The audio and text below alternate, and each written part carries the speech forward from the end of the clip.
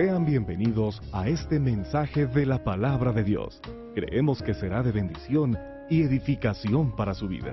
Si usted desea saber más sobre este y otros temas, así como de nuestro ministerio, comuníquese con nosotros a los teléfonos 5739-5493, 5759-5815, 5759-5830, en México, Distrito Federal, o visite nuestra página www.ministerioalcancemundial.com. Gracias por adquirir este mensaje.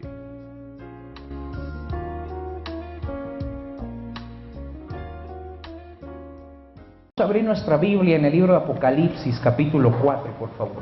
El libro de Apocalipsis, capítulo 4, verso número 1. Apocalipsis, capítulo 4, verso 1. Y después vamos a dar lectura al Salmo, capítulo 22, verso 1. Salmo, capítulo 22, verso 1. El título de esta enseñanza es El poder de la alabanza y de la adoración. Salmos capítulo 22, verso 1 dice de la siguiente forma: Dios mío, ¿por qué me has abandonado? Estás muy lejos para salvarme, muy lejos para entender mi llanto. Dios mío, te he llamado una y otra vez durante el día y no has respondido. De noche sigo llamándote y tampoco me respondes. Sin embargo, tú eres santo, tú estás sentado como rey y tu trono son las alabanzas que te rinde Israel. Vamos a orar. Padre, en el nombre de Jesús en esta hora, ponemos, Señor, este tiempo en tus manos. Muchas gracias por el tiempo de alabanza, de adoración, Señor, de ofrenda que hemos tenido. Ahora te pedimos que tú nos enseñes. Padre, nos sentamos bajo los pies del Espíritu Santo para aprender más de ti y para aprender más del Hijo de Jesucristo. Revélanos, Espíritu de Dios, revélanos al Padre, revélanos al Hijo. Te pedimos que nos hagas más a la imagen del Hijo. Padre, en este momento te decimos que tu Espíritu Santo sea nuestro Maestro, que tu Espíritu Santo, Señor, sea nuestro guía, sea nuestro mentor, y nos sentamos bajo tus pies.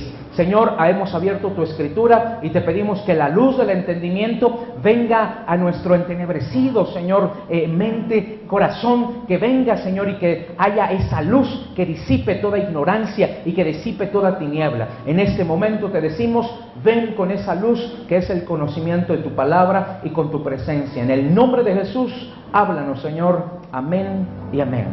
Bien, Apocalipsis capítulo 4, verso número 1, dice de la siguiente forma: Después de esto miré, y aquí una puerta abierta en el cielo, y la primera voz que oí, como una voz de trompeta, hablando conmigo, dijo: Sube acá, y te mostraré las cosas que sucederán después de estas. Y al instante yo estaba en el Espíritu, y aquí un trono establecido en el cielo, y en el trono uno sentado, y el aspecto del que estaba sentado era semejante a la piedra del jaspe, de cornalínea, y había alrededor del trono un arco iris, semejante a un aspecto de una esmeralda, y alrededor del trono había 24 tronos, y vi sentados en los tronos a 24 ancianos, vestidos de ropas blancas, con coronas de oro en sus cabezas, y del trono salían relámpagos y truenos y voces, y delante del trono ardían 7 lámparas de fuego, las cuales son los 7 espíritus de Dios. Y delante del trono había un mar de vidrio semejante al cristal, y junto al trono y alrededor del trono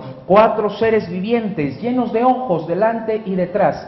El primer ser viviente era semejante a un león, el segundo era semejante a un becerro, el tercero tenía rostro como de un hombre, y el cuarto era semejante a un águila volando. Y los 4 seres vivientes tenían cada uno 6 alas, y alrededor por dentro estaban llenos de ojos, y no cesaban día y noche de decir: Santo, Santo, Santo es el Señor Dios Todopoderoso. Diga conmigo: Santo, Santo, Santo, Dios Todopoderoso. Una vez más, dígalo: Santo, Santo, Santo, Dios Todopoderoso, el que es, el que ha de venir. Y siempre que aquellos seres vivientes dan gloria y honra y acción de gracias al que está sentado en el trono, al que vive por los siglos de los siglos. Los 24 ancianos se postran delante de él, al que está sentado en el trono, y adoran al que vive por los siglos de los siglos,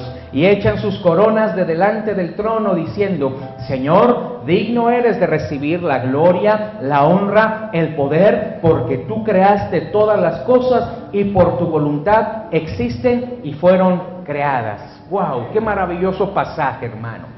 ¿Sabe? Vemos en el Salmo capítulo 22, verso 1 al 3, vemos cómo David escribe, ¿verdad?, en un tiempo de aflicción y de tribulación, y él dice: Dios mío, ¿por qué me has abandonado? Muy lejos estás para salvarme. Te he llamado día y noche, he llorado, he gemido, te he pedido que me contestes, he querido escuchar tu voz, he querido que tú tengas un toque a mi vida, a mi rostro, a mi ser, he querido sentir que tú estás presente, pero siento que no estás, siento que te has ido. No puedo sentirte en la oración, no puedo sentirte en la alabanza, no puedo sentirte en la predicación. ¿Cuántos de nosotros no nos hemos sentido de esta forma? Muchas veces le hemos orado, le hemos clamado a Dios sin respuesta, y decimos lo mismo que el salmista dijo: ¿por qué me has abandonado, Señor? Pero sabe, la diferencia entre nosotros y el salmista es que termina esta queja, esta súplica, termina esta súplica de que Dios le conteste, termina este desahogo con una alabanza.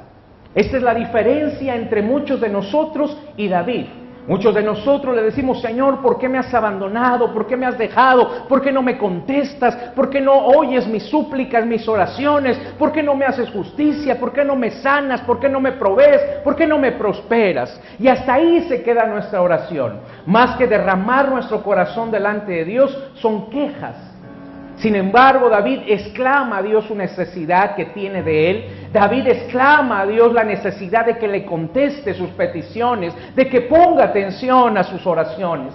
Después de que él exclama todo esto, termina diciendo: sin embargo, tú eres santo, tú estás sentado como rey en tu trono, y son las alabanzas que te rinde el pueblo de Israel. Esa es la diferencia entre muchos de nosotros y David, el que termina siempre exaltando a Dios y siempre dándole honra y dándole gloria. Una de las cosas que debemos de entender, hermano, es que usted y yo debemos de empezar nuestro tiempo devocional con alabanza, y debemos de terminar nuestro tiempo devocional igual con alabanza. A esto le llamamos un sándwich, ¿verdad? Y cuando nosotros vemos el Apocalipsis, vemos que Juan primeramente empieza a exaltar a Jesucristo y empieza a describir las visiones, y cuando termina un capítulo, entonces termina dándole la gloria y la honra a Jesucristo.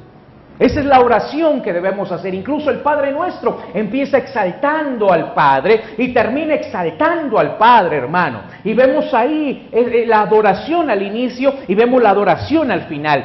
Siempre nuestro tiempo de oración, nuestro tiempo devocional debe de empezar con alabanza, adoración, y debe de concluir con alabanza y adoración. ¿Sabes por qué? Porque así no nos amargamos, porque así le estamos diciendo a Dios: cual sea tu voluntad, la respuesta que tú quieras darme, te doy la honra y te doy la gloria a ti. ¿Me explico? Es por eso que usted y yo debemos de concluir ese tiempo de oración y ese tiempo devocional con alabanza y adoración. Y vemos cómo Juan empieza en el capítulo número 4, lo que le llamamos ya en la etapa en donde la iglesia es arrebatada. Capítulo 1, capítulo 2, capítulo 3, nos describe el mensaje a las 7 iglesias y nos describe cómo una iglesia estaba siendo perseguida. En el capítulo 1, Juan empieza a darle toda la honra y toda la gloria al que estaba muerto, pero ahora vive. El capítulo 1 empieza a exaltar a Jesucristo, Juan, y vemos cómo el mensaje a las 7 iglesias se empieza en el capítulo 2 y capítulo 3, pero cuando llegamos al capítulo 4 vemos que la iglesia ya no está, vemos un arrebatamiento de la iglesia en el capítulo número 4. En este capítulo vemos dos cosas: una, el arrebatamiento de la iglesia, y dos, la adoración celestial. En el capítulo 4 vemos dos cosas: el arrebatamiento de la iglesia, y vemos también la adoración en el cielo. Ahora déjeme decirle y recordarle por qué se escribió el libro del Apocalipsis. El Apocalipsis número 1 se escribió para alentar a los primeros cristianos.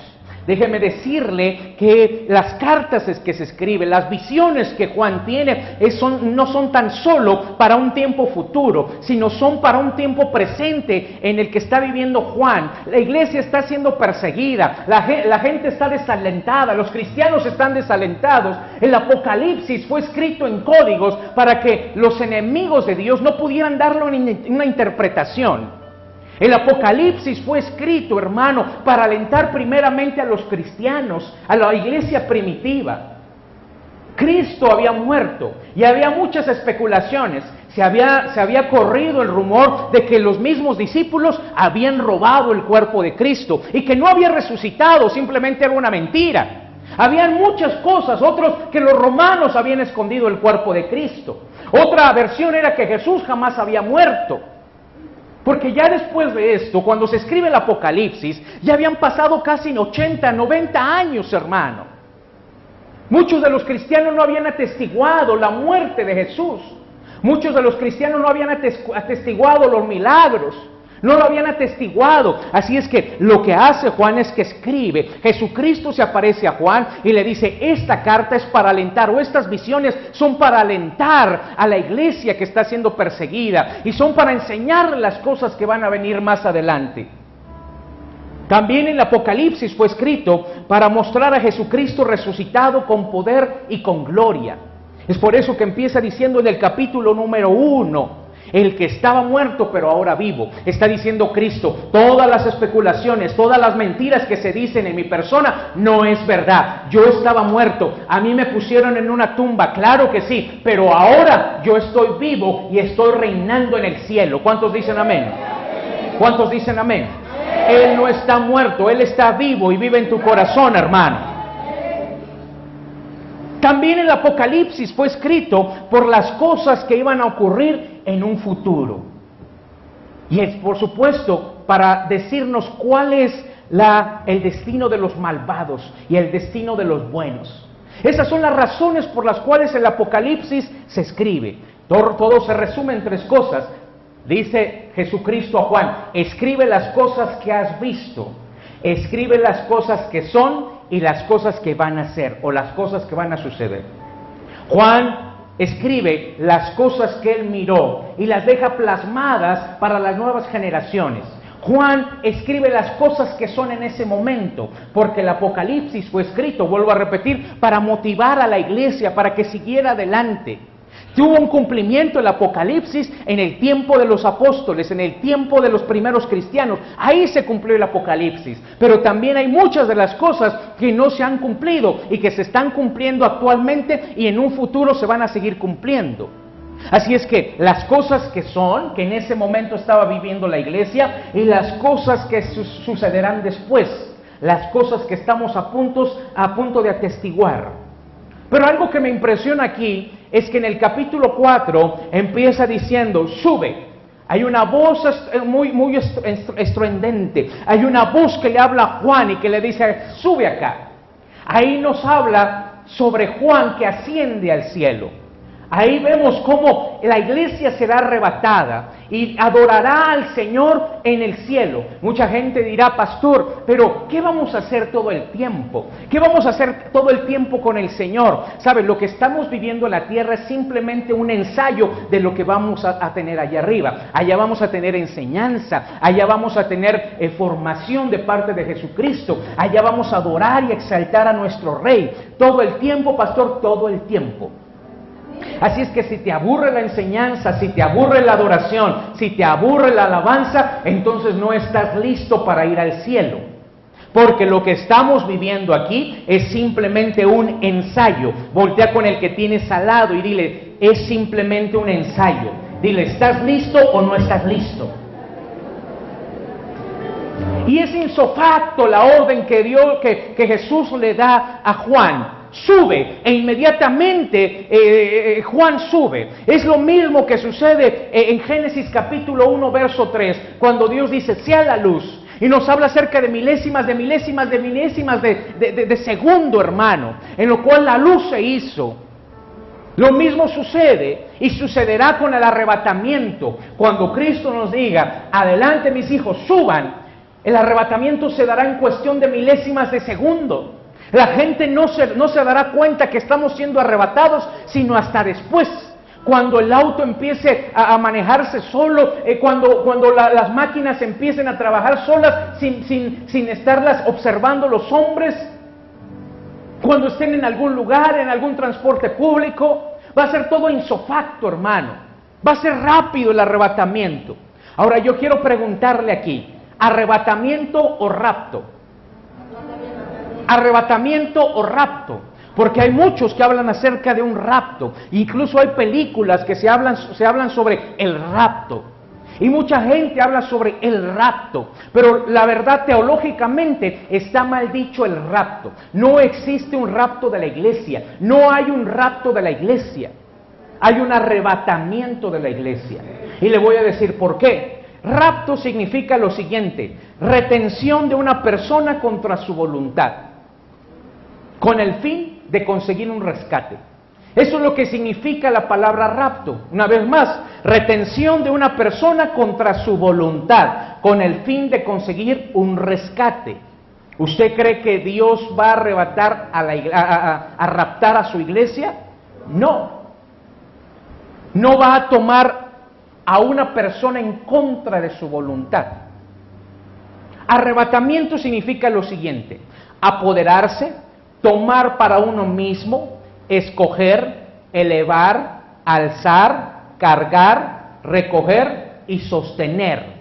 Así es que Dios no puede raptar a algo que le pertenece, no puede robar a algo que le pertenece. Incluso hay gente que dice, es que la Biblia nos dice que Jesús vendrá como un ladrón en la noche. No para los cristianos, vendrá, si tú lees ese pasaje, vendrá como ladrón para los que no están preparados, para los inconversos, pero para los conversos lo estamos esperando anhelantemente, hermano. Eso es lo que estamos deseando, que el Señor aparezca, y no es en contra de nuestra voluntad, al contrario, nosotros estamos dispuestos a irnos con Él, porque nosotros le pertenecemos, hermano. Así es que Dios no está tomando algo que no sea de Él, Dios está tomando algo que es suyo. Cuando a la final trompeta suene y nosotros ascendamos, simplemente Dios está tomando algo que es suyo. No lo está llevando a la fuerza, y tampoco lo va a hacer. Y tampoco aparecerá como un ladrón para nosotros que lo estamos esperando. Aparecerá como nuestro Salvador en las nubes, hermano. No hay una segunda venida de Cristo para la iglesia, porque la segunda de Cristo es para el pueblo judío. Cristo en el arrebatamiento no desciende a la tierra. Cristo lo que hace es que se queda entre el cielo y la tierra suspendido, y nosotros somos los que subimos, mas Cristo no desciende. Por eso para la iglesia no debe de haber una segunda venida de Cristo, hermano, porque eso es para el pueblo judío. La segunda venida de Cristo, la Biblia nos lo narra, que es cuando Él desciende al monte y sus pies nuevamente vuelven a tocar tierra. Y eso no es para nosotros, eso es para el pueblo judío, cuando entonces Él se revela al pueblo judío como el Mesías. Para nosotros no hay rapto, y para nosotros no hay una segunda venida de Cristo. ¿Me está entendiendo? No hay una segunda venida de Cristo para la iglesia, porque cuando se dé la segunda venida de Cristo, la iglesia ya no estará en esta tierra, será arrebatada. Por eso la Biblia dice que a la final trompeta, el Señor aparecerá en las nubes, y los muertos en Cristo resucitarán, y los que hayamos quedado vivos, dice, ascenderemos, y nos encontraremos con Él en las nubes. Por eso para la iglesia no hay una segunda venida de Cristo. ¿Me entiendes? Y no es que niegue la segunda venida de Cristo, pero eso no aplica para la iglesia, eso aplica para el pueblo judío. Nosotros lo que hacemos es que ascendemos, Él no desciende, usted y yo ascendemos. Dile al que tienes al lado, ¿estás listo? Dile, prepara tus maletas porque nos vamos. Usted y yo ascendemos, Él no desciende. Y mientras nos deja ahí en el cielo, preparados ahí con la mesa en las bodas del Cordero, entonces Él desciende y se muestra, hace justicia al pueblo de Israel y se muestra como el Mesías. Ahora, para la iglesia, vuelvo a repetir, no existe un rapto. Voltea con el que tienes al lado y dile, no existe un rapto. Dile, existe un arrebatamiento. Ahora, el arrebatamiento de Juan es una forma análoga, hermano, de qué es lo que va a suceder cuando la iglesia sea arrebatada. Rápidamente usted y yo vamos a ascender, rápidamente usted y yo vamos a subir, rápidamente lo que estemos haciendo lo vamos a dejar y vamos a sentir cómo nos empieza a jalar y cómo una energía empieza a hacernos ascender. Yo creo personalmente que Dios nos va a advertir tal vez unas horas o días o incluso semanas de un acontecimiento. La Biblia dice que Dios no hará nada sin que le revele sus secretos a sus siervos los profetas. Dios no va a hacer nada sin que antes le avise a sus siervos, a su gente, que algo está por hacer. Y yo creo lo que dice en las 10 vírgenes. La parábola de las 10 vírgenes dice que a la medianoche se oyó la voz del novio anunciando la boda, anunciando la reunión. Así es que antes de que Cristo venga, Cristo nos va a anunciar su pronta venida. Lo estamos haciendo ya, y lo estamos haciendo ya desde años atrás. Pero sabe, ese acontecimiento cuando suceda, tal vez serán algunas horas, serán algunos minutos, y entonces sentiremos que algo está por ocurrir. Sentiremos como la presencia de Dios, algo va a empezar a suceder en nuestra vida, en nuestro ser, en el mundo, un acontecimiento, algo sucederá dentro de nosotros que sentiremos que algo el Señor está por hacer. Tal vez algunos no sepamos que es la segunda venida o el arrebatamiento. Algunos tal vez no sepamos que sea, hermano, el arrebatamiento del Señor. Sintamos algo, una necesidad de estar con Él, una necesidad de adorar, una necesidad de orar. Algo el Señor tiene que hacer para avisarnos que está por venir por su iglesia. Así es que usted y yo debemos de estar sensibles. Usted y yo tenemos que tener nuestros oídos espirituales bien afinados para que cuando el Señor nos dé esa indicación podamos ponernos a cuentas con Él. Podamos tener un tiempo de adoración, un tiempo de alabanza. Algo está, hermano, algo sucederá minutos antes de que la iglesia sea arrebatada. Así es que vemos en el capítulo número 4 una analogía de cómo la iglesia será arrebatada. Juan experimentó un prearrebatamiento y muchas veces en los tiempos de oración y de adoración es lo que experimentamos, un prearrebatamiento. Yo no sé si a usted le ha pasado que usted está adorando en su casa, está orando y de repente siente que han pasado unos cuantos minutos, ve su reloj y ya pasaron 2 horas, 3 horas, 4 horas. Es un prearrebatamiento lo que sucedió. Salió de este mundo, salió de esta atmósfera. Llegó a la presencia de Dios. Es lo mismo que sucedió, hermano, con Enoc. Enoc dice la Biblia que fue arrebatado. Es lo mismo que sucedió con Elías. Fue arrebatado en la presencia de Dios. Cuando usted se pierde en sus alas, cuando usted se pierde en su presencia, cuando usted se pierde en sus brazos, usted lo que sufre es un prearrebatamiento. Por eso yo le digo que antes de que el Señor venga, nos va a poner un deseo insaciable por Él, de leer su palabra, de orar, de entrar en un tiempo de alabanza y de adoración. Porque cuando usted lo hace aquí en la tierra, usted se pierde y las horas se pasan, hermano. Es un prearrebatamiento, el Señor nos arrebata para su presencia, nos muestra visiones, nos dice qué es lo que va a suceder, nos consuela, nos abraza, nos limpia toda lágrima, nos hace entrar en un gozo. Nos arrebató el Señor a su presencia. Y quien no lo ha experimentado necesita experimentarlo. Porque así será el arrebatamiento. Nos damos cuenta que siempre que el hombre adora, Dios siempre habla. Cuando usted adora, siempre Dios va a hablar. Y lo vemos en las Escrituras. Siempre que el hombre busca a Dios en adoración, en oración, en consulta, en ayuno, Dios siempre va a hablar. Nunca se va a quedar callado cuando usted busca a Dios. Jamás. Cuando usted adora a Dios, la mano de Dios se mueve. Cuando usted adora a Dios, su boca se abre, hermano, para respondernos. Cuando usted adora, Dios no se queda pasivo. Se mueve su presencia, se mueve su brazo a nuestro favor. Cuando usted y yo adoramos, Él nunca se queda callado. Vemos en estos pasajes cómo en medio de las aflicciones, Usted y yo debemos de aprender a adorar. Voltea con el que tienes al lado y dile, aprende a adorar en medio de tu queja, en medio de tu lloro, en medio de tu lamentación, de tu enfermedad, de tu escasez, aprende a adorar. Mira lo que dice Hechos capítulo 16, verso 25. Hechos 16, verso 25.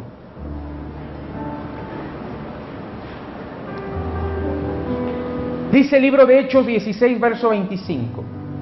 Pero a medianoche, orando Pablo y Silas, cantaban himnos a Dios y los presos los oían.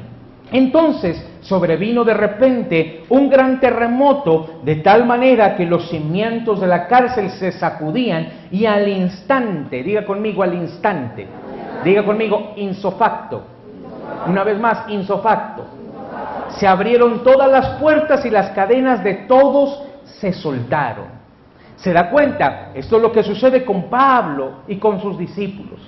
Mientras ellos estaban entonando alabanzas y cantos, aún en medio de la cárcel, estando encadenados, aún siendo flagelados, siendo golpeados, aún pasando hambre, aún no durmiendo bien, incómodamente en esa cárcel, ellos no se quejaron, ellos no dijeron, Señor, pero te servimos, ¿y por qué nos tienes en esta condición? Mira, nosotros somos tus predicadores, somos tus evangelistas, somos tus apóstoles, y mira cómo sufrimos.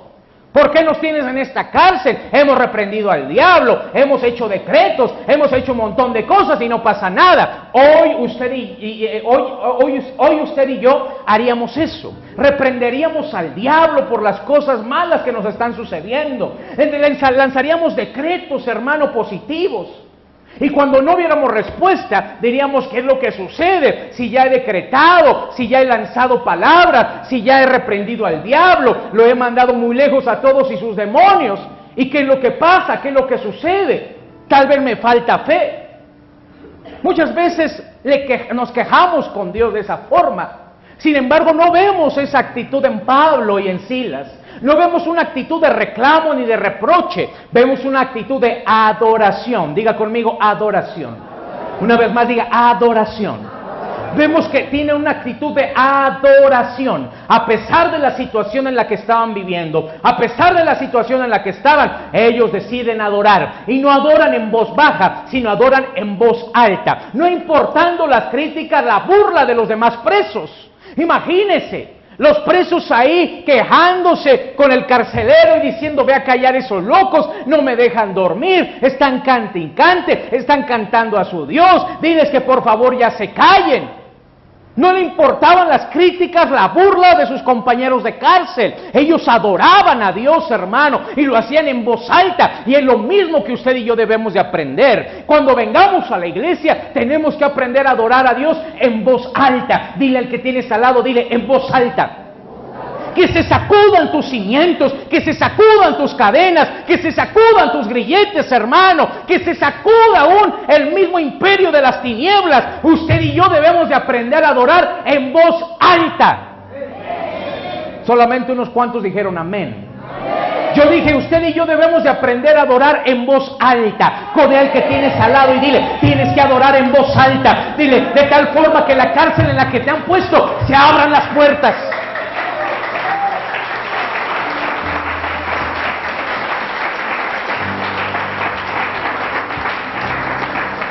Esa es la forma de adorar, hermano, en voz alta.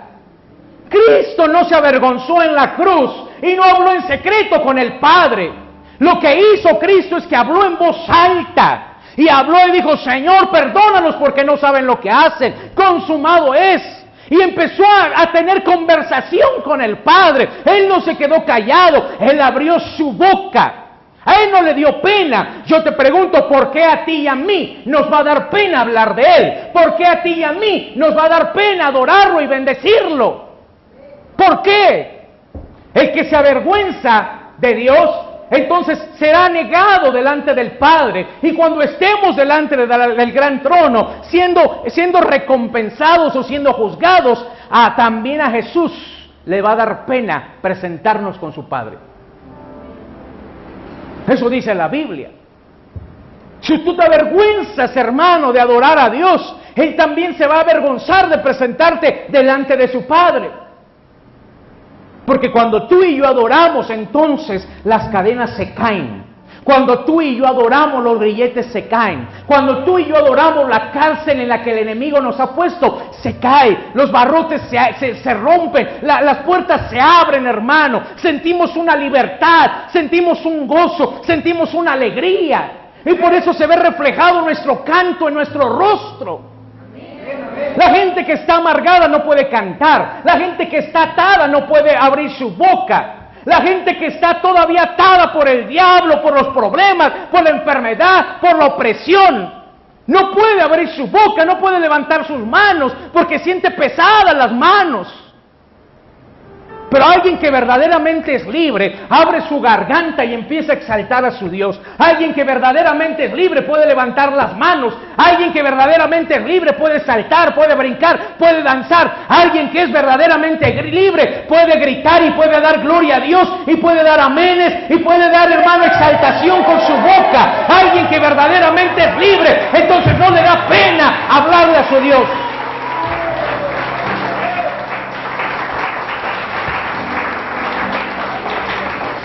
La adoración tiene un poder sorprendente y puede hacer huir a nuestros enemigos. ¿No te das cuenta que la adoración y la alabanza lo que hace es que nos rompe todas las cadenas que nos han puesto, las ataduras? Aún de muchos años del pasado, se nos rompen. La adoración y la alabanza también lo que hace es que nuestros enemigos salen huyendo. Mira lo que dice el libro de Apocalipsis 5:9. ¿Adorar qué significa? Adorar significa postrarse, rendir homenaje. Adorar significa arrodillarse, bajar, encorvarse, humillar, reverencia, súplica, besar, agazaparse. ¿Qué significa esto? Agacharse y pegarse al suelo. Eso es lo que significa agazaparse. Repito, adorar significa postrarse, homenaje, realeza, arrodillarse, encorvar, humillar, suplicar, besar y agazaparse. Eso es lo que significa adorar. La palabra griega es la palabra proskunetes. Proskunetes significa adorador. Y un adorador es aquel que da honor y realeza, respeto a Dios, el que se arrodilla ante Él, el que se baja, el que se encorva, el que se humilla delante de su presencia. Es por eso que nosotros empezamos a adorar y venimos tal vez muy derechitos, pero cuando la gloria empieza a descender, empezamos a bajar nuestra cabeza. Y es algo que hacemos, y dése cuenta, es algo que hacemos ya por la ayuda del Espíritu Santo. Es algo que nosotros hacemos sin siquiera pensarlo. Estamos de repente mirando hacia el frente y cuando empieza la adoración, el mismo Espíritu que está dentro de nosotros nos hace humillarnos. Bajamos nuestro rostro, nuestra mirada y sentimos una necesidad de levantar nuestras manos. Es el mismo Espíritu de Dios que toca nuestro espíritu para humillarnos delante de Él, para inclinarnos, para bajarnos, para encorvarnos, hermano. Mire qué maravilloso era lo que sucedía en el tabernáculo. En el tabernáculo, cuando nosotros adoramos, hermano, hay algo que sucede. Hay querubines de gloria. ¿Qué son los querubines de gloria? Usted recordará que Dios tiene diferentes rangos angelicales. Y uno de ellos son los querubines de gloria. Estos querubines son los que se encargan de resguardar el trono de Dios. Son los que están debajo de su trono. Y cuando usted y yo adoramos, los querubines de gloria extienden sus alas. Estos querubines de gloria eran los que estaban en el lugar santísimo. Recuerde que el tabernáculo estaba constituido en tres partes. Uno, que era el patio o los atrios. Dos, el lugar santo. Y tres, el lugar santísimo. El patio es donde se encontraba la fuente de bronce, el lavacro, donde el sacerdote venía y se purificaba 7 veces, se bañaba 7 veces. Estaba también el altar del sacrificio. Es donde se ponían los animales, se ofrecían en sacrificio, se quemaban como una ofrenda a Dios. Eso era el patio. Y la Biblia dice que la gente vendía por sus atrios con alabanza. En la segunda parte era el lugar santo. Un lugar donde solamente tenía acceso el sacerdote y los sumos sacerdotes. Ahí se encontraba el maná, se encontraba el candelero, la mesa de los panes. Ahí solamente esos panes eran consumidos por los sacerdotes. Representa el candelero la luz del Espíritu Santo que alumbra su palabra, que alumbra el maná. Solamente los sacerdotes y los entendidos podían entrar a ese lugar. Pero hay un lugar muy especial que era el lugar santísimo. Ahí solamente entraba una sola persona, y era el sumo sacerdote. Dice Hebreos capítulo número 9 y capítulo número 8 que solamente entraba una sola vez el sumo sacerdote por año. Una sola vez. Y en ese lugar que había el arca del pacto, que representa el asiento de Dios. Cuando el sumo sacerdote entraba y le daba las peticiones a Dios, Dios descendía y en esa arca o en ese asiento Dios se sentaba y miraba al sacerdote, al sumo sacerdote cara a cara. Y podía darle recados al sumo sacerdote para que se los diera al pueblo. Uno de ellos es: dile al pueblo que en este año he visto sus sacrificios y sus ofrendas, y dile que han sido aceptados los sacrificios y que tienen un año más de perdón de pecados. Platicaba el sumo sacerdote cara a cara con Dios, hermano. En esa arca que había estaban las tablas de los 10 mandamientos, estaba la vara de Aarón que había reverdecido y estaba un poco de maná. Pero en ese cuarto, en esa sección del lugar santísimo, nadie podía entrar más que el sumo sacerdote una sola vez al año. Mire el ritual era el siguiente: el sumo sacerdote se preparaba, se bañaba 7 veces en esa fuente, porque él sabía que si entraba con alguna mancha en su vestidura o en su corazón, él podía caer muerto. Por eso es que al sumo sacerdote se le ponía una cuerda en su tobillo, con los sonanes de su túnica, unas campanillas, y cuando el sacerdote caminaba, las campanillas iban sonando.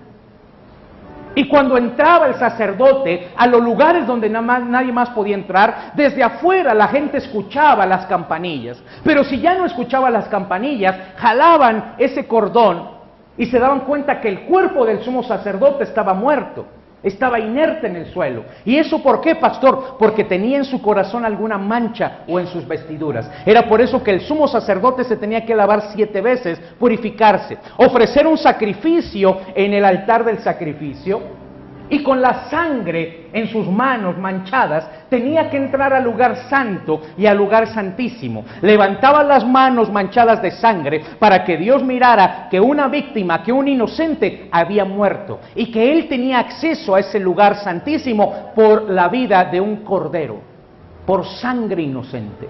Es por eso que usted y yo podemos entrar directamente al trono de Dios con las manos manchadas de sangre, y esas manos son las manos de Cristo. Nuestra vida está manchada de esa sangre que nos expía de todo pecado, que nos hace entrar al trono de gracia. Y el sumo sacerdote tomaba en un recipiente esa sangre, y en los 4 cuernos que estaban en el altar del sacrificio rociaba esa sangre. ¿Qué representa el cuerno en la Biblia? Representa poder del infierno a través de la sangre que estaba siendo derramada por un inocente. Dios nos estaba librando del poder del infierno. El sumo sacerdote entraba con su vasija llena de sangre y se encontraba en el lugar santo. Podía comer del maná, que representa el pan, que representa la persona de Jesucristo. Era iluminado por el candelero, que representa los dones espirituales y la presencia del Espíritu Santo. Él tenía siguiendo sus manos manchadas de sangre, y entre el lugar santo y el lugar santísimo había una cortina muy gruesa. Había un altar que era llamado el altar del incienso. El sumo sacerdote tenía que rociar incienso en ese altar y tenía que poner sangre en esos 4 cuernos de ese altar. ¿Qué representa? Representa el incienso las oraciones de los santos, las oraciones de los hijos de Dios. Representa que por la sangre de Cristo nuestras oraciones son escuchadas y son elevadas al Padre. Así es que entre el lugar santo y el lugar santísimo había una cortina muy gruesa. El sumo sacerdote solamente estaba a unos cuantos pasos para entrar y mirar a Dios cara a cara. Lo dividía esa cortina gruesa. En ese lugar, llamado el lugar santísimo, estaba oscuro, pero se oía como un aletear de alas. Estaba oscuro. El sumo sacerdote hacía a un lado las cortinas gruesas y con sus manos levantadas entraba, manchadas de sangre, entraba al lugar santísimo, porque recuerde que tenía que entrar con sangre de un inocente. Y el sumo sacerdote entraba al lugar santísimo con sus manos en alto para que viera a Dios que había sacrificado, que había sangre de un inocente en su vida, en sus manos.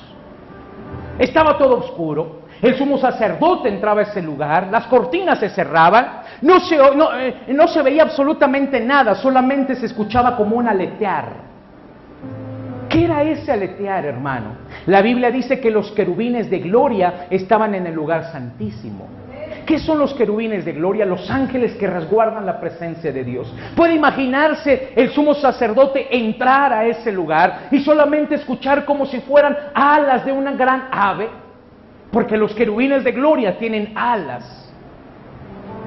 Solamente se escuchaban esas alas batiéndose una a otra. El hombre entraba y decía, ¿qué sucede? ¿Qué pasa? El hombre no podía estar de pie. El mismo aire que recorría ese lugar lo hacía postrarse en tierra. Él lo único que hacía era adorar, adorar y adorar. Hasta que los querubines de gloria se posaban detrás del arca del pacto, extendían sus alas y entonces Dios descendía, porque las alas de los querubines de gloria le servían como respaldo de Dios. Ellos cargaban la tablilla y Dios se sentaba en esa tablilla y el respaldo de Dios eran las alas de los querubines. Mire qué maravilloso es eso. El sumo sacerdote solamente una vez al año podía entrar ahí. Y tenía que ser a precio de sangre. Una sola vez al año. ¿Qué hacen los querubines de gloria, hermano? En nuestros días, los querubines de gloria siguen haciendo la misma labor. Cuando los hijos de Dios se reúnen, cuando empezamos a adorar al que vive y al que reina por los siglos de los siglos, los querubines de gloria extienden sus alas y hacen que el trono de Dios descienda, hermano. Es por eso que nosotros inclinamos nuestra cabeza, es por eso que nosotros nos arrodillamos, es por eso que nosotros nos encorvamos y le decimos, tuyo es la gloria, el poder, la honra, el señorío. Y entonces no sale de nuestra boca más que alabanza y adoración, porque los querubines de gloria han extendido sus alas. Son como los guardaespaldas de Dios, para que me entiendan. Son los que se dedican a limpiar el territorio para que el rey entre, para que el rey descienda, para que el rey descienda en su trono, escuche tus oraciones, escuche tu alabanza, te levante, te reconforte, te sane, te libere, te dé ánimo para seguir adelante. Es por eso que Cristo desciende. Dios desciende, hermano, a su iglesia, porque los querubines han descendido y han puesto sus alas sobre la congregación. Por eso cuando el sumo sacerdote entraba, los querubines con sus alas lo iban doblegando. Y el hombre se inclinaba hasta que se posaba en tierra. ¿Le ha pasado así que de repente adora y siente una necesidad de arrodillarse?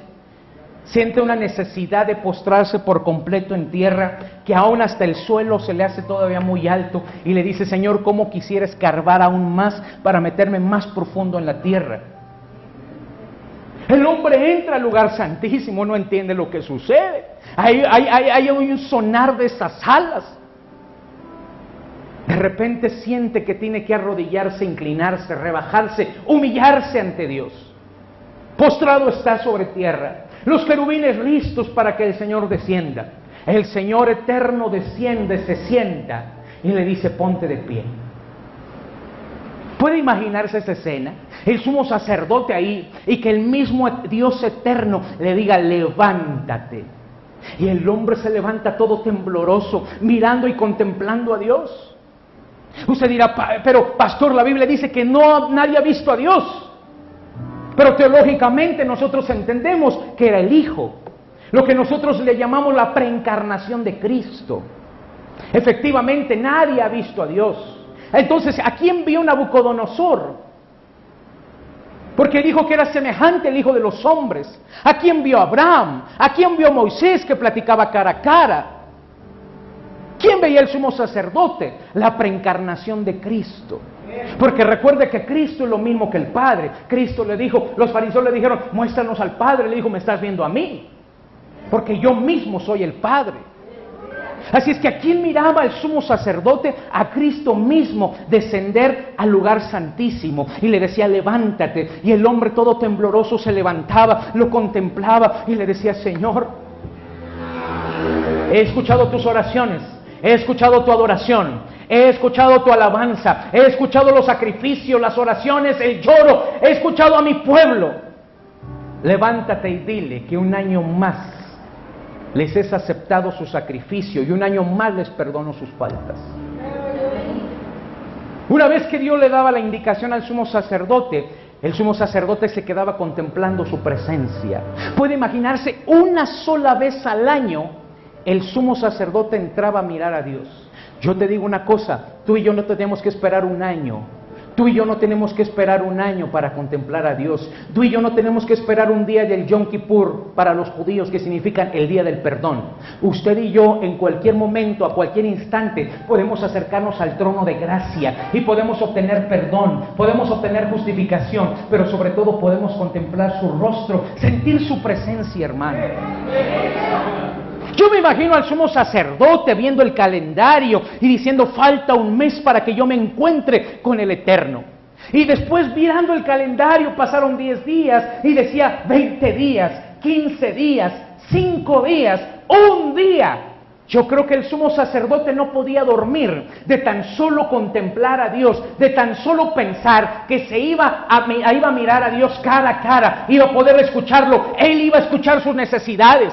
Yo creo, hermano, que días antes el sacerdote no podía tener sueño. El sacerdote planchaba su túnica, pulía su cinto, pulía su corona, todo, hermano, porque sabía que se presentaba delante del Eterno, delante del gran Dios Todopoderoso, hermano.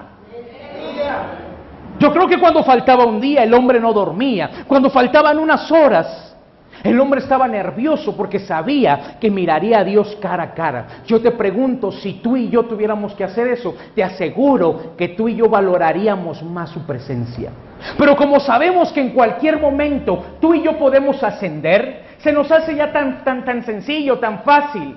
No lo valoramos. No valoramos el tiempo que pasamos aquí en oración, en adoración, en alabanza, porque se nos ha hecho una costumbre. Pero si nosotros fuéramos como ese sumo sacerdote, que solamente una vez al año tiene acceso a Dios, te aseguro que lo valoraríamos, hermano. Muchos de ustedes los tendría aquí afuera durmiendo en casas de acampar, desde una semana o 2 semanas para poder mirar a Dios. Pero gracias a Dios que no es así, hermano. Pero tú y yo no lo estamos valorando. Tú y yo no estamos valorando su presencia. Y los querubines de gloria hacían ese trabajo. La gloria de Dios descendía. Y el pueblo recibía bendición. Cuando el sumo sacerdote se tenía que despedir de Dios, entonces le decía a Dios, no te voy a ver hasta después de un año. Puede imaginarse la tristeza que había en el corazón del sumo sacerdote. Saber que mirará a Dios cara a cara y sentir su presencia hasta un año después. Usted y yo la podemos sentir en cualquier momento. Voltea con el que tienes al lado y dile, valora su presencia. Dile, valórala porque un día será quitada.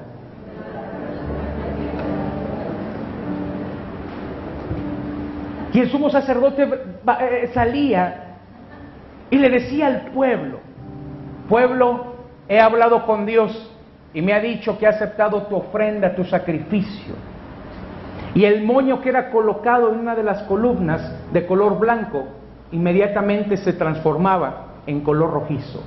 Quería decir que Dios había aceptado esa ofrenda, ese sacrificio. Así es que la gloria de Dios, la alabanza, la adoración, hace que nosotros nos acerquemos a Él, hace que tengamos acceso hasta su trono, hace que tengamos acceso a su mirada, hermano.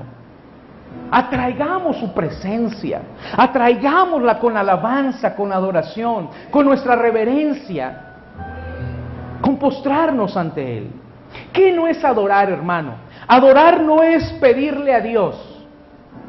Hay un tiempo para eso, por eso el Padre Nuestro empieza adorando, después empieza pidiendo y concluye otra vez adorando. Adorar no significa pedirle a Dios. Cuando tengamos un tiempo de adoración, no es para pedirle ni hacerle saber nuestras necesidades. Eso se llama oración, mas no adoración. Oración significa una conversación entre dos personas, dos. Eso es lo que es oración. Adoración no es lo mismo que oración. Adoración es cuando tú mueres a ti mismo y le das la honra y la gloria a Dios. Es cuando le dices cuán grande es Él. No confundas la oración con la adoración. A veces nosotros le decimos, hermano, es tiempo de adorar, y entonces tú empiezas a pedir por la familia, por el trabajo, por tu salud, por tus vecinos, por tu abuelita, por el compadre, y empiezas a pedir por todos. No es oración, es adoración. Es diferente, hermano. Adoración no tiene que ver contigo, adoración tiene que ver con Él. ¿Me escuchaste? Adoración no tiene que ver contigo, adoración tiene que ver con Él. Adoración no es pedirle. Voltea con el que tienes al lado y dile, adoración no es pedir. Dile, es dar. Ah, ¿verdad? Adoración no es pedir, adoración es dar. Dar tiempo, dar dones, rendir a Dios nuestros talentos, dar ofrenda, dar canto. Eso es adoración, es dar, no pedir. Di conmigo, adoración no es pedir, es dar. Una vez más y más fuerte, adoración no es pedir, es dar. Adoración tampoco es cantar cantos lentos. Adoración no son cantos lentos. Adoración es que lo que sale de lo más profundo de tu ser, lo expresas.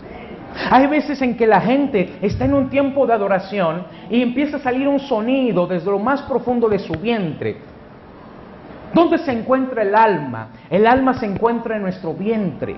Ahí es donde se encuentra el alma. Por eso cuando nosotros lloramos amargamente, lo que nos tocamos primero es el estómago. Y sentimos como el dolor, ese dolor, ese sufrimiento empieza a salir de nuestro vientre y se expresa por nuestra boca. Cuando sentimos una impresión, algún susto, alguna alegría, lo resiente nuestro estómago. Cuando nosotros oramos, oramos desde nuestro vientre. Cuando nosotros adoramos, sale un sonido y sale por nuestra boca. Viene de nuestro vientre y sale por nuestra boca. Hay algunos por eso que en el tiempo de adoración no expresa ninguna palabra, pero sí un sonido muy apacible. Eso tiene que ver con adoración. Tu espíritu se está uniendo con el Espíritu de Dios. Y no necesariamente a veces son palabras o son cantos, sino simplemente es un sonido. Muchas veces son lenguas en las cuales Dios te lleva a adorarlo. Por eso en el vientre es donde se almacenan los espíritus inmundos. Y cuando tocamos el vientre de la gente, inmediatamente hace una revolución y salen esos espíritus inmundos a través de la boca. Lo mismo sucede cuando Dios nos decide tocarnos en nuestro vientre, porque ahí es donde se almacena nuestro espíritu, nuestra alma, perdón. Ahí es donde está nuestra alma, nuestros sentimientos, nuestras emociones, nuestros pensamientos. Por eso sale un sonido. Muchas veces no tiene que ser una palabra, un canto, nada más es un sonido apacible. Adoración no tiene que ver con cantos lentos. Adoración tiene que ver con lo que sale dentro de ti. Adoración no es pedirle a Dios, sáname, renuévame, restáurame, tócame. Eso no es adoración. Eso se llama borregada. Sáname, bautízame, tócame, restáurame, bendíceme. O es adorar a Dios o es decirle tus necesidades. No tiene nada que ver con adoración eso. Dame, bendíceme, sáname, provéeme, no es adoración. Aunque tenemos cantos que hablan de eso, eso se llama cantos de rendición. ¿Me escuchas? Eso se llaman cantos de rendición. Restáurame, levántame, sáname, satúrame. O sea, habla de mí. Señor, me estoy rindiendo, lléname tú. Hay un momento en el que Dios da, pero hay otro momento en el que nosotros le tenemos que dar a Dios. ¿Me entiendes? ¿Me entiendes? Hay un momento en el cual nosotros tenemos que darle a Dios. Te alabo, te exalto, ¿sí? Cantos de adoración. Dígame uno. ¿Cuál? Sentado en su trono. ¿Cuál más? ¿Cuál otro? Eres todopoderoso. ¿Cuál más? ¿Cuál? Digno y santo. Porque exaltan los atributos de Dios. ¿Me explico? Tienen que ver con Él, con lo que Él es. Nosotros le damos y Él por consecuencia, Él también nos da. Nosotros le damos y Él nos da. ¿Quién te dijo que tú no le tienes que dar nada a Dios para que te dé? Él te dice, dame, hijo mío, hoy tu corazón. Él te dice que tú le des finanzas para que Él te pueda bendecir. Él te dice que tú le des el corazón para que pueda hacer una obra en ti. ¿Quién dice que no le tienes que dar a Dios? Quien dice que no le tiene que dar nada a Dios es un mentiroso y no ha leído la Escritura. Pero primero la Biblia nos enseña a darle a Él, y cuando le damos a Él, Él entonces nos regresa la bendición.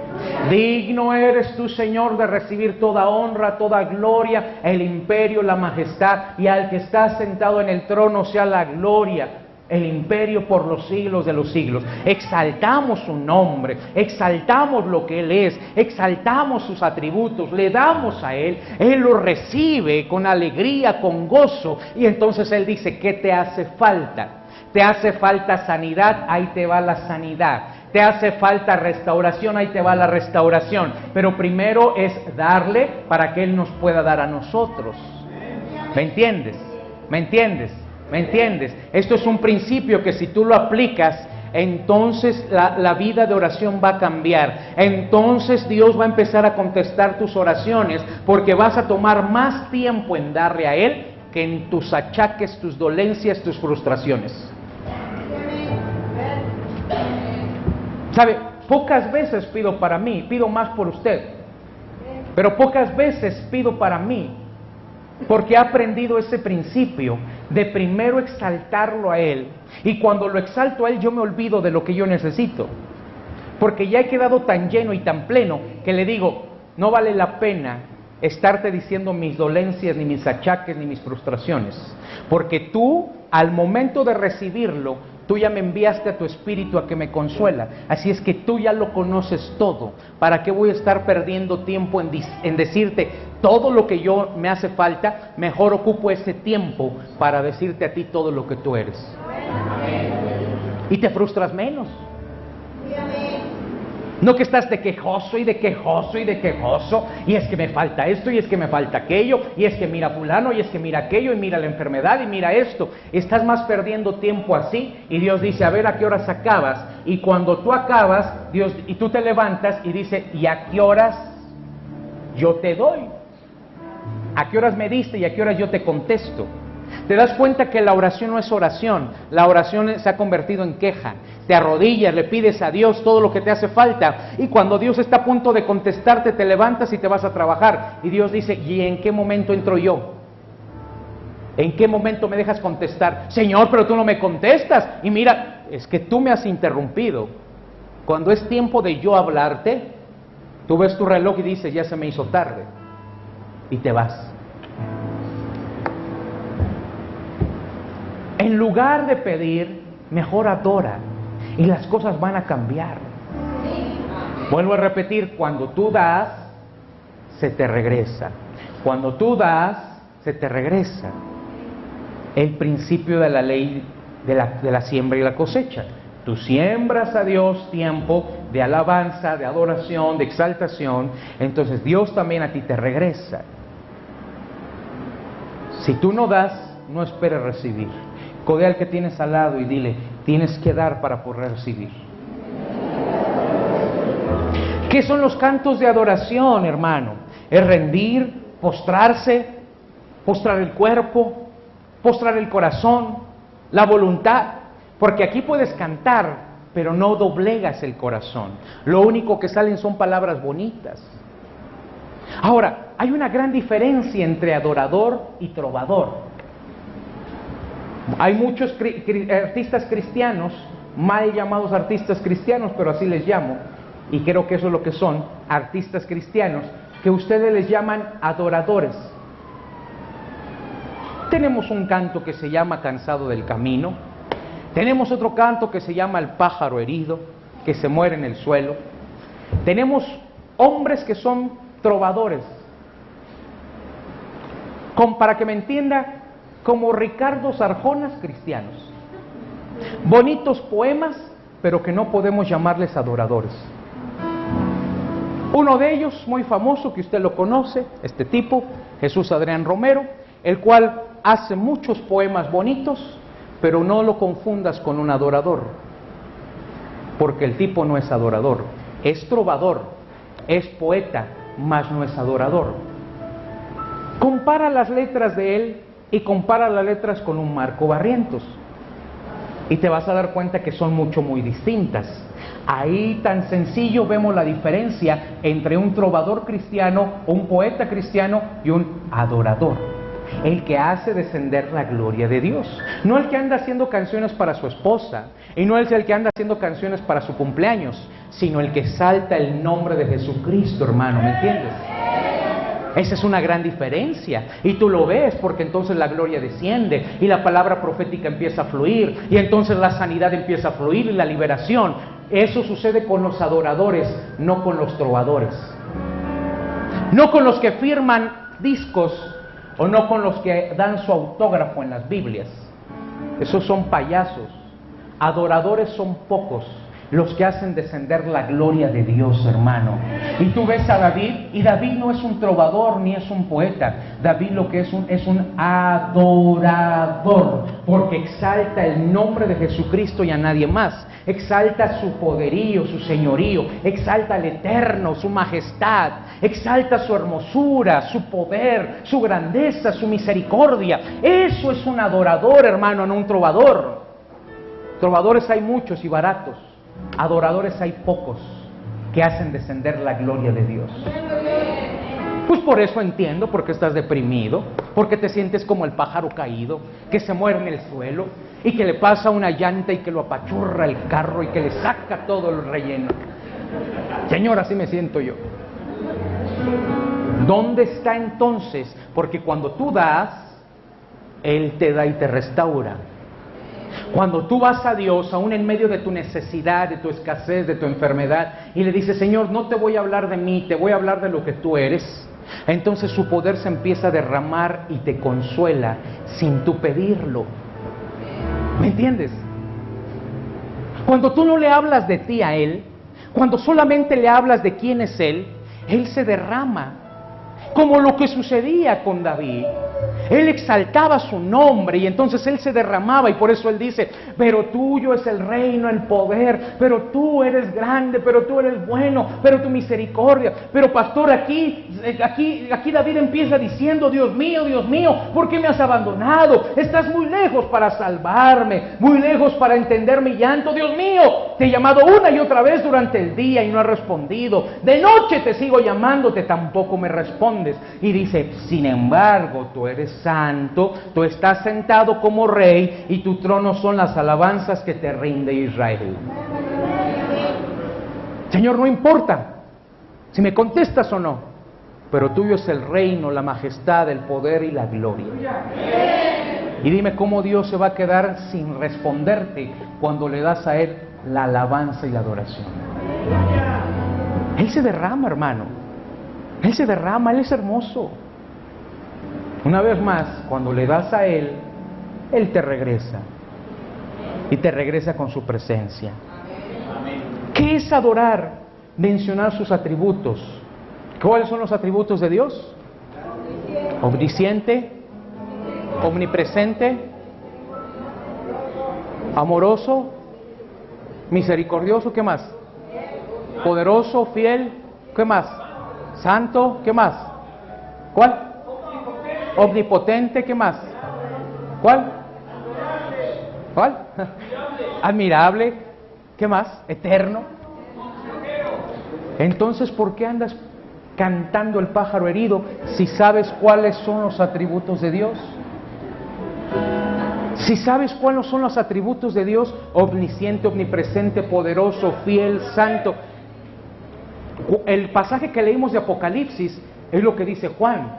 Si te fijas, los 11 versos que leímos le da la honra y la gloria a Jesucristo, al que está sentado en el trono, y al Cordero sea la honra, la gloria, el poder, la majestad. Y los 24 ancianos se postran y le dicen: Santo, santo, santo eres tú, Dios Todopoderoso, el que era, el que es y el que ha de venir. Eso es adoración, dáselo fuerte.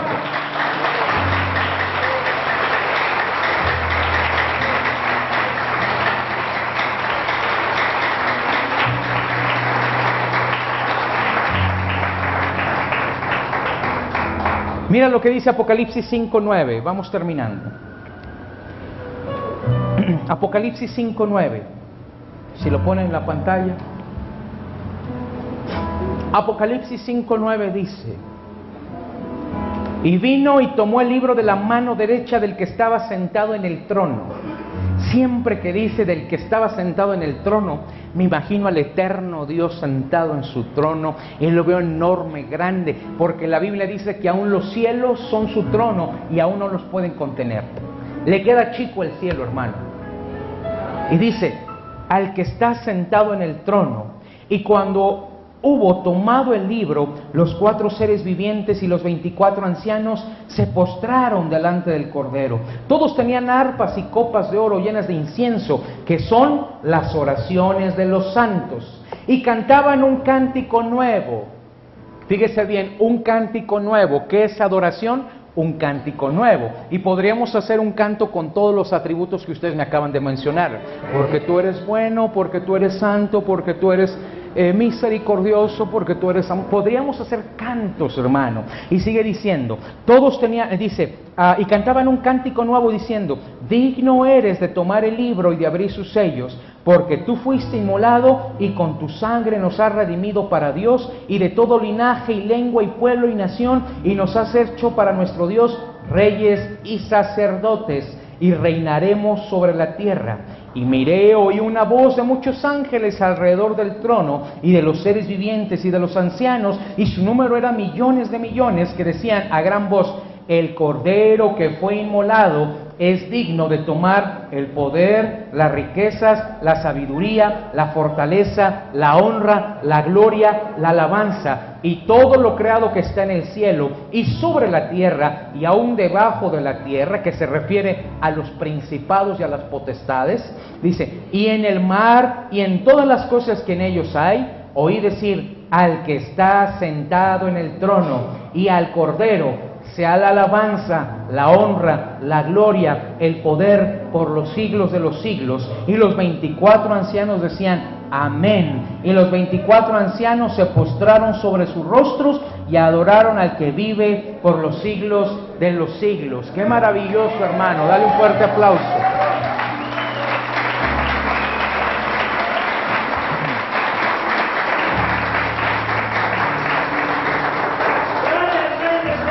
Apocalipsis capítulo 1, verso 9.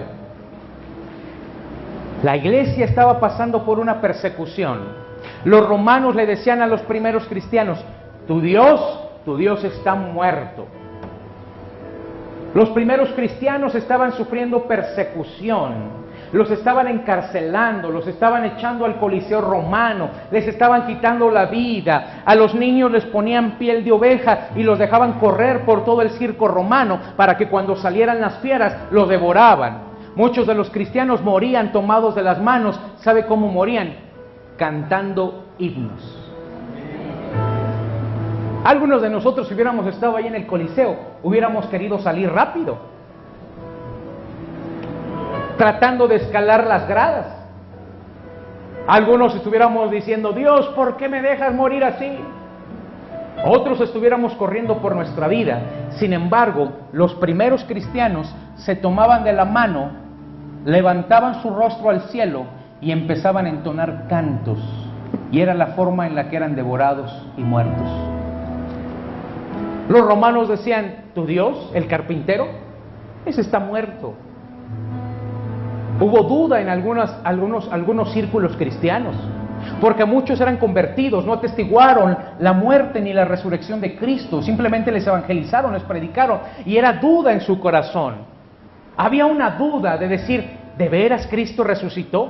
¿De veras Cristo regresó de la muerte venciendo al infierno, al diablo y al Hades? ¿De verdad Cristo resucitó? Había cierta duda, y es por eso que se aparece Jesucristo a Juan y le dice: escribe la carta del Apocalipsis porque quiero darles ánimo a mi iglesia. Y surge Apocalipsis 1, verso 9. Dice: y me volví para ver la voz que hablaba conmigo, y vuelto vi 7 candeleros de oro, y en medio de los 7 candeleros uno semejante al Hijo del Hombre, vestido de ropas que llegaba hasta los pies, y ceñido por el pecho con un cinto de oro. Su cabeza y sus cabellos eran blancos como la blanca lana, como nieve, sus ojos como llama de fuego, y sus pies semejantes al bronce bruñido, refulgante como un horno, y su voz como estruendo de muchas aguas. Tenía en su diestra 7 estrellas, en su boca salía una espada aguda de 2 filos, y su rostro era como un sol cuando resplandece en su fuerza. Cuando le vi, caí como muerto a sus pies. Ahí Cristo le está diciendo: para los que creían que yo estaba muerto, así estoy en mi iglesia, de pie, con mis vestiduras largas, blancas, con mi cinto bien pulido, con mi voz como una espada aguda, con mis ojos como llama de fuego. Cuando la Biblia dice que tiene en sus manos esas 7 estrellas, representa las 7 iglesias. Está diciendo: yo tengo en mis manos tu vida. Roma no tiene poder sobre ti.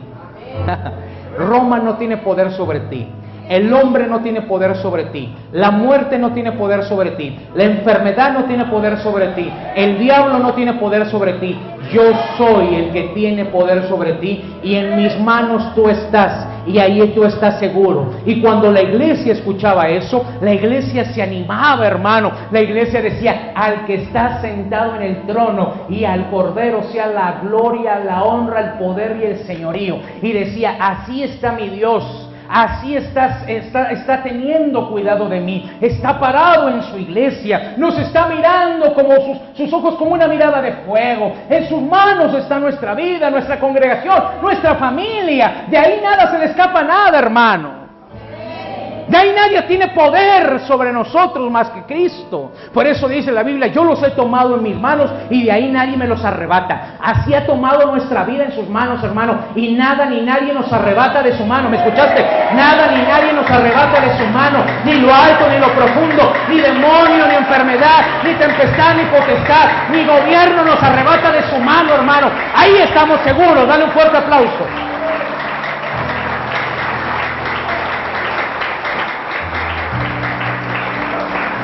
Y dice que te sostiene no con mano izquierda, dice que te sostiene con su mano derecha.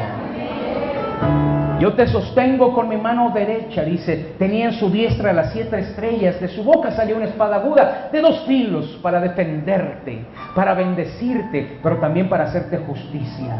Y su rostro era como el rostro del sol cuando resplandece con fuerza. ¡Wow! Puede imaginar esa escena cuando van a buscar los soldados a Jesús. Y Jesús está arrodillado y está orando al Padre. Y de repente siente que la gente llegó por él. Los soldados llegaron y uno de los soldados le dice: ¿quién es Jesús Nazareno?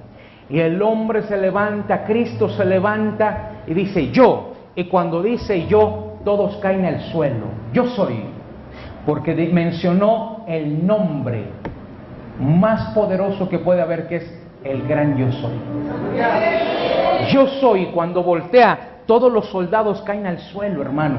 Tan solo el poder de su boca, el poder de sus palabras, hermano. No lo pudieron resistir los soldados, la gente. Cayeron todos al suelo. Porque cuando la presencia de Dios está sobre ti, porque cuando la presencia de Dios está sobre tu vida, está sobre los tuyos, no hay palabra de maldición, no hay hombre, no hay mujer, no hay nada que pueda hacerte daño. Al contrario, Él dice, yo estoy por ti, yo te hago justicia, yo te protejo, yo estoy contigo, y todos tus enemigos tienen que caer, hermano. ¿Cómo no Juan iba a hablar tan maravillosamente del Maestro? ¿Cómo no Juan iba a hablar en todo su esplendor? Y cuando la iglesia primitiva leía las cartas y escuchaba a Juan predicar, se animaba y decía, ese es nuestro Dios. No importa si Roma nos quita la vida, no importa si Roma atenta en contra de nuestro cuerpo. Nosotros tememos no al que mata el cuerpo, sino al que mata, puede echar nuestra alma a los mismos infiernos. Al que puede matar el alma, y ese es Dios. Por eso los primeros cristianos no se animaron con cantos que los entristecían. Los primeros cristianos se animaron con cantos que exaltaban al Rey de Reyes, hermano. Filipenses capítulo 1, verso número 6. ¿Cómo va ese pasaje? ¿Cómo inicia? Filipenses capítulo 1, verso número 6. ¿Cómo inicia? Estando convencido precisamente de esto. Filipenses capítulo 1, verso 6. No, Filipenses capítulo, dice, Él nos estimó a ser igual que Dios. Capítulo 2, verso 6. Él, siendo en forma de Dios, no estimó a ser igual a Dios, sino sin cosa que aferrarse. ¿Qué más dice? El cual existía, dice, sino que se despojó a sí mismo, tomando forma de siervo, haciéndose semejante a los hombres. Dice que se humilló a sí mismo, tomando la forma de hombre. Y dice, se humilló aún más, tomando la posición de siervo. Eso, ¿sabes qué es? Un canto de los primeros cristianos. Eso se cantaba en las catacumbas, hermano. Hebreos capítulo 1, verso número 8, también nos habla acerca de un canto que se cantaba en las catacumbas. Juan capítulo 1, verso 1, en el principio era el Verbo, y el Verbo era con Dios, y el Verbo era Dios. Eran cantos, no eran pasajes bíblicos, eran cantos que se entonaban, o entonaban los primeros cristianos en las catacumbas. ¿Dónde ves que nos enseñe el poner el yo primero? ¿Dónde encuentras en esos cantos poesía cristiana? ¿Dónde encuentras en esos cantos poner primero tu dolor, tu aflicción, tu miseria, tu enfermedad? ¿Dónde lo encuentras? No lo encuentras, no lo hay. ¿Qué sería de mí? Llaga podrida, una llaga podrida. Uy, ¿dónde encuentras ese tipo de cantos? En esos 3 pasajes que te acabo de dar. No lo hay, porque el sufrimiento para los primeros cristianos no era dolor. Al contrario, ellos sabían que si Cristo había padecido, nosotros también teníamos que padecer, y entonces compartíamos el mismo dolor que Cristo. ¿Dónde encuentras esos cantos? Eso no es adoración. Esto es adoración. A pesar de que estás en la cama con una enfermedad crónica, que sabes que está avanzando, tú dices,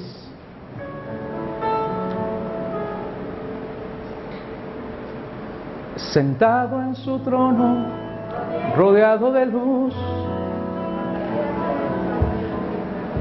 a la diestra del Padre gobierna Jesús.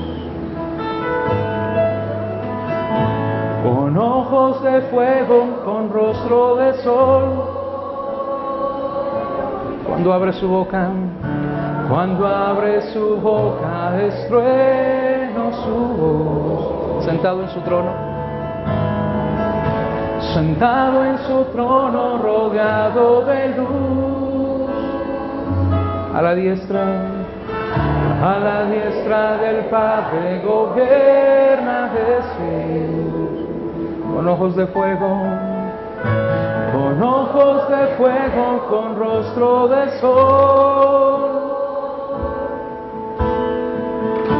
Cuando abre su boca es trueno su voz y dice: poderoso, en majestad y reino, poderoso, poderoso, poderoso, en potestad e imperio, poderoso, un gran arco iris, un gran arco iris corona su ser. Él es el Cordero que pudo vencer. Escucha lo que dice. Él es el primero, Él es el postrer. Le arrojan coronas, le arrojan coronas delante de Él. Sentado en su trono, sentado en su trono, rodeado de luz. A la diestra del Padre gobierna Jesús, con ojos de fuego, con rostro de sol. Cuando abre su boca, cuando abre su boca es trueno, díselo fuerte.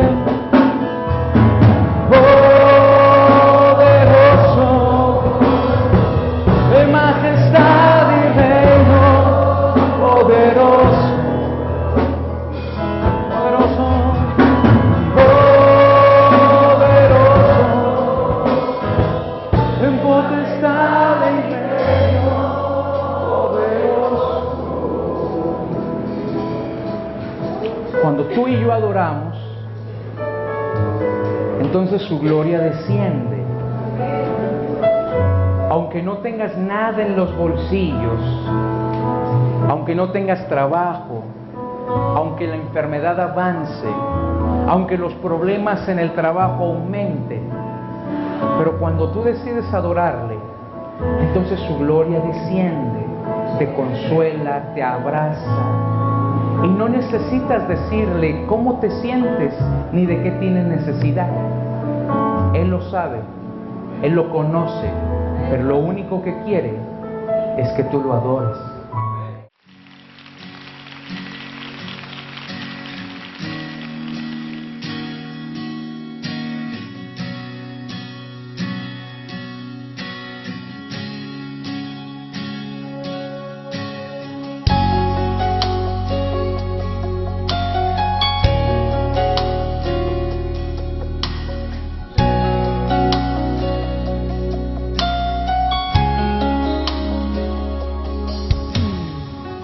Sentado en su trono rodeado de luz.